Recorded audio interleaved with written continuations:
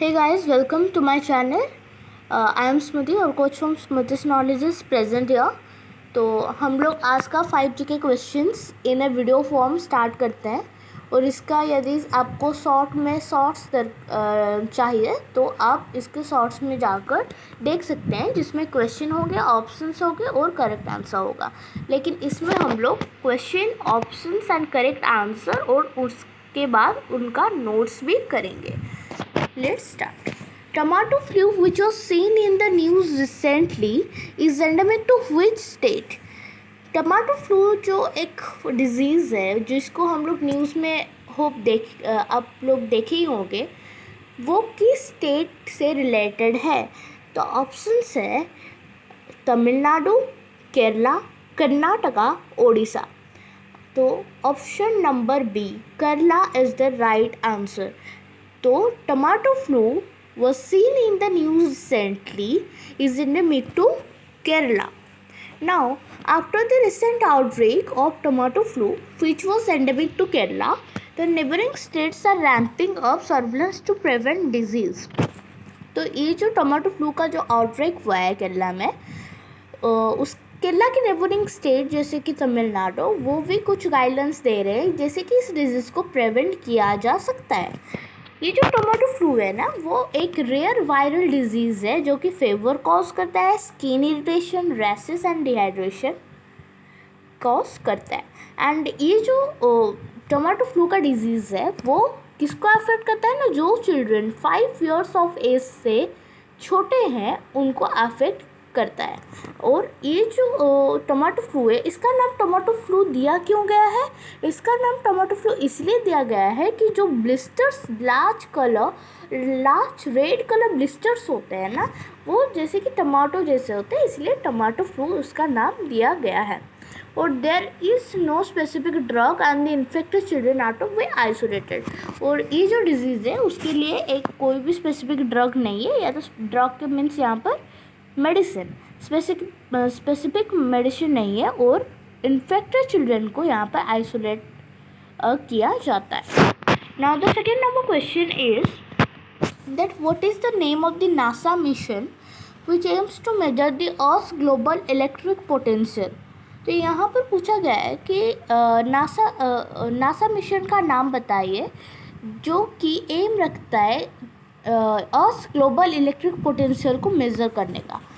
Options है endurance, ambition, Perseverance and deduction. तो answer हो जाएगा एंड्योरेंस. इसका नोट्स देख लेते हैं. The rocket carrying NASA's endurance mission was successfully launched from Norway. According to NASA, the Endurance mission will attempt to measure Earth's global electric potential. तो ये जो रॉकेट है जो कि नासा के एंड्योरेंस मिशन कैरी करता है, वो कहाँ से सक्सेसफुली लॉन्च हुआ है? तो नॉर्वे से हुआ है. और नासा के अकॉर्डिंग यहाँ पर बोला गया है कि एंड्योरेंस मिशन जो है वो अर्थ का ग्लोबल इलेक्ट्रिक पोटेंशियल को मेज़र करने का अटेम्प्ट करेगा. और ये जो इलेक्ट्रिक पोटेंशियल है अर्थ का, वो एक्सपेक्ट किया जाता है कि बहुत वीक होगा और थोड़ा सा मेज़र करने में डिफ़िकल्टी आ सकता है. Now it is also considered as one reason Earth can support life. This mission will measure electrons escaping from Earth's atmosphere. ये जो मिशन है वो अर्थ के एटमॉस्फेयर के जो इलेक्ट्रॉन्स एस्केप कर रहे हैं उसका भी मेजर करेगा. Now the third number question is that which space company successfully conducted a static fire test of Kalam 100 rocket. ये जो कलाम 100 रॉकेट है ना, जो जिसका स्टैटिक फायर टेस्ट किया गया है सक्सेसफुली, वो किस स्पेस कंपनी के द्वारा कंडक्ट किया गया है? तो ऑप्शंस है आपके पास NSIL. यहाँ पर NSIL 2 बार आ गया, तो इसको भूल जाओ कि NSIL एक बार आया है यहाँ पर. 1 minute. यस, तो options are NSIL, Skyroot, Pixel and Ognicool. So the answer here is Skyroot. Now, Hyderabad's based space technology startup Skyroot Aerospace successfully conducted a static fire test of its Kalam 100 rocket that will power the Vikrant 1 launch vehicle. ये जो हैदराबाद की space technology startup है ना, sky root aerospace, जो space technology वो है, वो successfully conduct किया है एक स्टैटिक फायर टेस्ट, किसका ना, कलाम 100 रॉकेट का। इसको याद रखना है। Now that will power the विक्रम-1 launch vehicle. The third stage named Kalam 100 after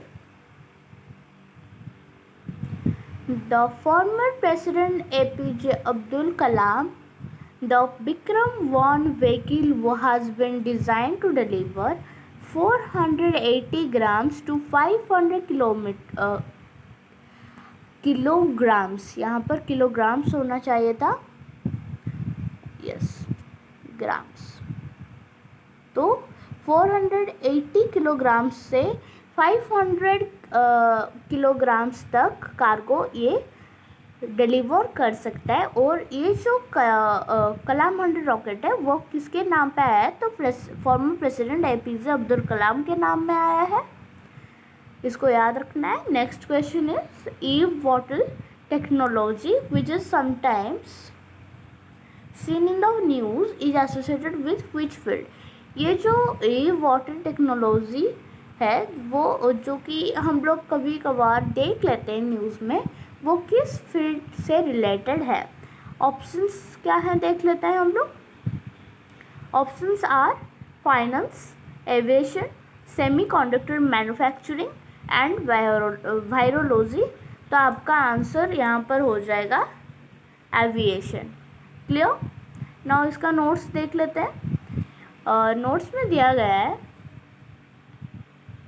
कि ये जो e-water stands for electric vertical take off and landing, EVTOL.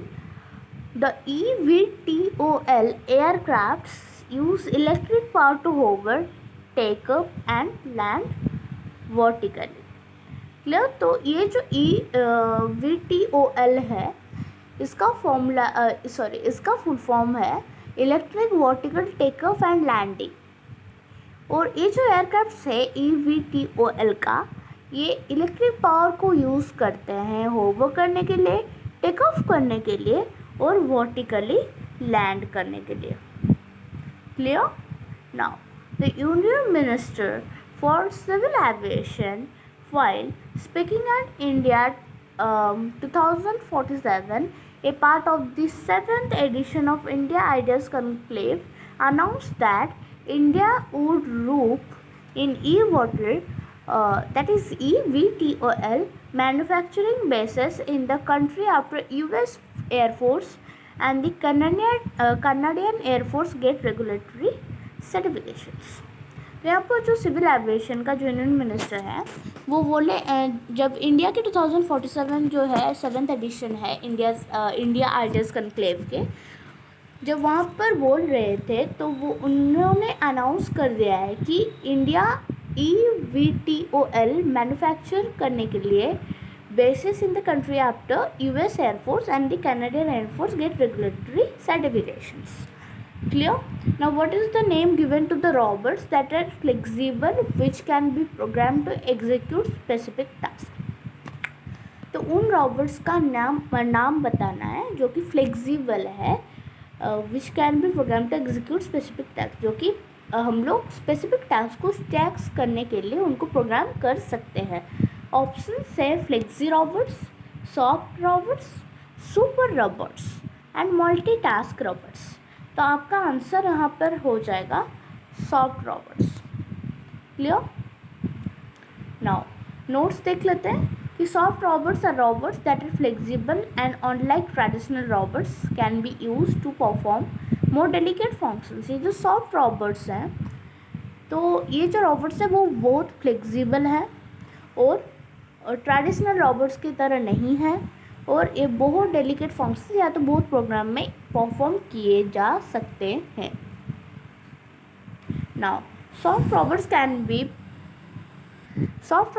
B program to execute specific task such as reaching into difficult